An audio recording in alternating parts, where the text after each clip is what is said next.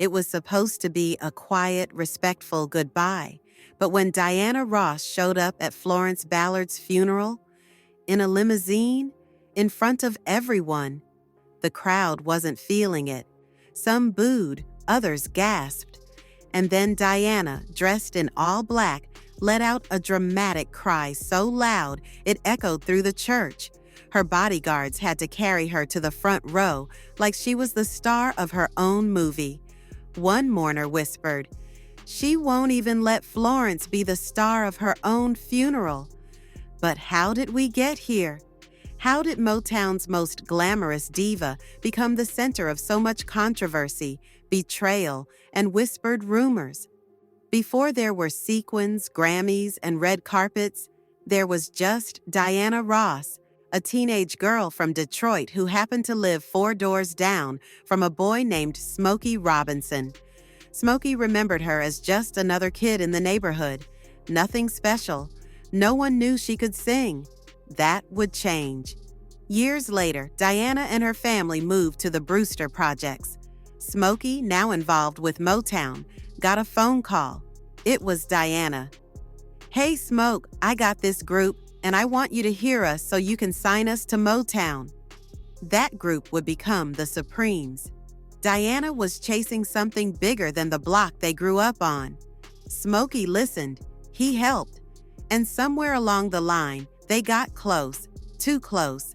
Smokey was married to Claudette Robinson, a fellow Motown artist and a woman he deeply loved. But Diana and Smokey couldn't resist. Their affair wasn't planned, it just happened. Long studio nights turned into private moments, and what started as professional turned personal. Smokey would later admit that it lasted longer than it should have. Diana knew Claudette. She knew what she was doing. And one day, she told Smokey it had to end. She didn't want to be that woman. He respected her decision. But that didn't mean it didn't hurt. Even after the affair ended, their bond remained. Smokey always spoke highly of her, calling her one of the closest people in his life. But that relationship was only one part of Diana's complex climb, because next came Barry Gordy. And if you think the Smokey situation was messy, oh baby, buckle up. Barry Gordy was Motown, the man with the power to make anyone a star. Diana saw that. And Barry, he saw her potential, her beauty, her drive. He was married, but that didn't stop either of them. They worked together closely, too closely. The whispers started fast. Were they just business partners or something more? Those whispers turned into facts when it was revealed that Diana and Barry were, in fact, a couple. But their relationship wasn't easy. Diana wanted more. She wanted a ring. Barry? Not so much. He once joked that he couldn't marry her because she was just as selfish as he was. Ouch. Still, Diana stayed until she didn't. While shopping for a gift for Barry, she met Robert Ellis Silberstein. He was an executive, successful, interested. He proposed. She said yes. And here's the kicker, she was already pregnant with Barry Gordy's child. But Silberstein agreed to raise the baby as his own. And that child? Rhonda Ross Kendrick. Yeah, let that sink in. Now, by this time, Diana Ross wasn't just part of the Supremes.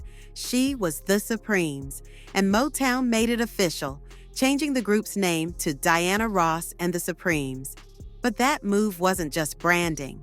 It was betrayal. Florence Ballard and Mary Wilson were furious, especially Florence. She was there from the beginning.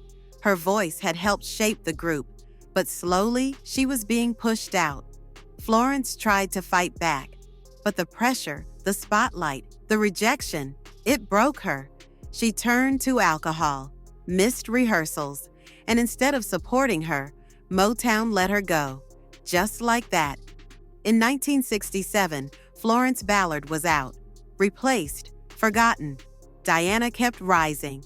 Florence kept falling. Her career was gone, her money gone, her health fading, and just a few years later, so was her life. She died at only 32 years old, a mother, a talent, a woman discarded by the industry she helped build. Over 5,000 people came to her funeral. Fans, friends, people who remembered, people who cared. And Diana? She arrived in a limousine. Some said it was a tribute. Others said it was a performance. When she let out that loud, dramatic cry, some mourners rolled their eyes. One journalist wrote, "Even in Florence's death, Diana found a way to be the star." So now you're probably wondering, was Diana Ross just ambitious, or was she ruthless? Did she do what she had to do in a man's world, or did she step on everyone in her way? This is only the beginning, because the drama doesn't stop at Florence. There were other men, other rumors, other betrayals.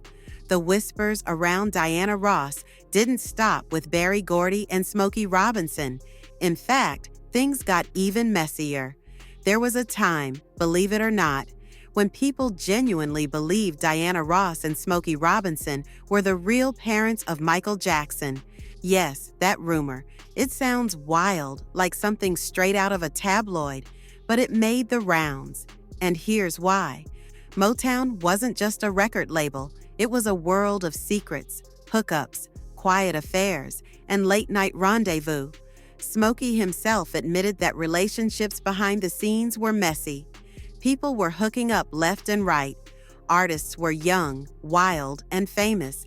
The idea of Diana and Smokey having a child together might sound crazy, but in that world, anything felt possible. And Smokey wasn't just caught up with Diana. At one point, he was allegedly flirting with Barry Gordy's wife. The Motown circle was tight, but it was also tangled. Love, lust, and loyalty were always at war. Diana wasn't sitting quietly either. She was linked to Eddie Kendricks from The Temptations. They were a thing before he got married, and even after the vows, there were whispers that Diana wasn't ready to let go. Some said she kept messing with Eddie even after he tied the knot, just to prove she could, just to remind his wife that he still came back to her. This is the part where fans get divided. Some saw Diana Ross as a bold, independent woman who took what she wanted in a male-dominated industry. Others saw her as manipulative, self-serving, and willing to do anything to rise to the top. And honestly, maybe both are true, because Motown wasn't clean, and Diana Ross wasn't the only one playing the game. The men were just as messy. Barry Gordy himself was sleeping around while married, and yes, that included Diana Ross. When Diana first stepped into Motown at 16, she saw opportunity, and Barry Gordy saw her. Over time, their relationship shifted from mentor and mentee to something much more personal. People around them started questioning, was she with Barry because she loved him? Or was she with him because he could make her a star? There were singers at Motown with stronger voices, better dancers. Some were even considered more attractive. But Diana, she had something else. She studied the top performers, mimicked their moves, and presented herself like she belonged on every stage. She was obsessed with being the best, and Gordy made sure she had the songs, the spotlight, and the push to get there. By 1965, the Supremes were worldwide stars. But as Diana's fame grew, so did the tension within the group. Barry Gordy made Diana the lead singer, changed the group's name, and essentially sidelined Mary Wilson and Florence Ballard. The Supremes were no longer a trio. They were a supporting act for Diana Ross. Florence Ballard never recovered, and neither did her relationship with Diana. Some said Diana became arrogant. Others said she was just focused. But the group dynamic was destroyed.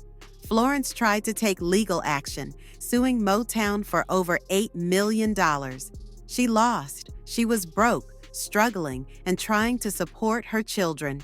Meanwhile, Diana Ross was living the dream: movie deals, solo albums, global fame. The contrast was painful to watch.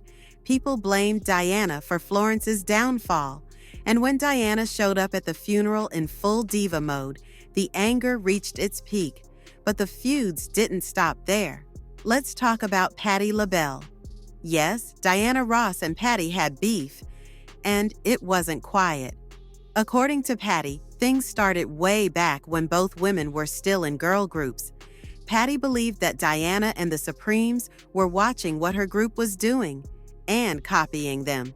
One incident made Patti furious. Her group had just performed at the Apollo Theater in matching gold outfits. The very next day, the Supremes showed up wearing the same thing. Patti felt disrespected, and from that day on, she never looked at Diana the same. But things got worse. One of Patti's group members, Cindy Birdsong, left without warning.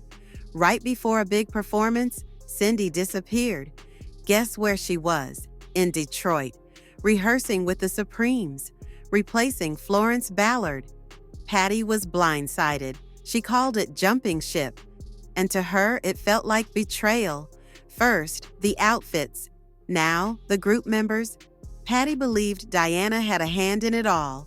She didn't forget, she didn't forgive, and she wasn't quiet about it either. Diana Ross had her fans. She also had her enemies. And then there was that moment no one expected. Diana Ross, arrested. Yes, arrested. She was pulled over for drunk driving and charged. She didn't even show up in court. She called in her guilty plea from her Connecticut home.